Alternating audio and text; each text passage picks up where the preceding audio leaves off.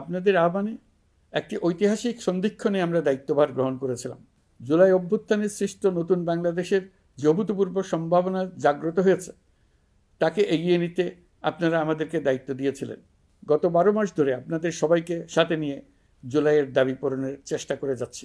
আসুন আজ জুলাই গণ অভ্যুত্থান দিবসে প্রতিজ্ঞাবদ্ধ হয়ে এই জাতিকে আমরা আর কখনো বিভক্ত হতে দেব না।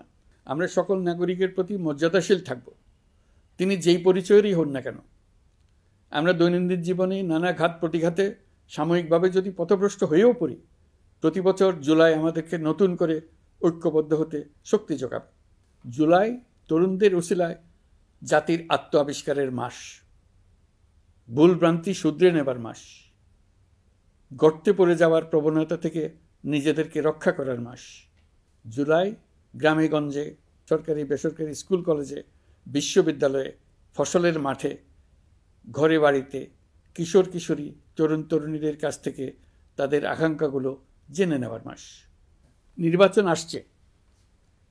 যদি আপনি আপনার নির্বাচনী এলাকা থেকে দূরে বসবাস করেন, তবে এখন থেকে নিয়মিত নির্বাচনী এলাকা পরিদর্শন করুন, যাতে সেরা ব্যক্তিকে নির্বাচিত করতে আপনি প্রস্তুত হতে পারেন।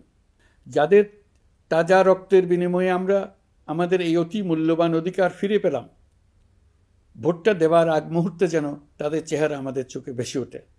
ফেব্রুয়ারি বেশি দূরে নয়। নির্বাচন নিয়ে প্রস্তুতি নিতে নিতেই ভোটের দিন এসে পড়বে।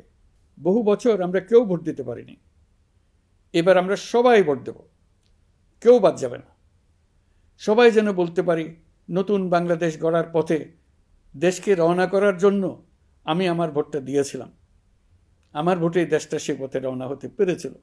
জুলাই গণ অভ্যুত্থান দিবসে সকল নাগরিকের কাছে আমার আহ্বান, আসুন নতুন বাংলাদেশ গড়ার প্রথম বড় পরীক্ষায় সফলভাবে উত্তীর্ণ হই। মহান আল্লাহ আমাদের সহায় হন।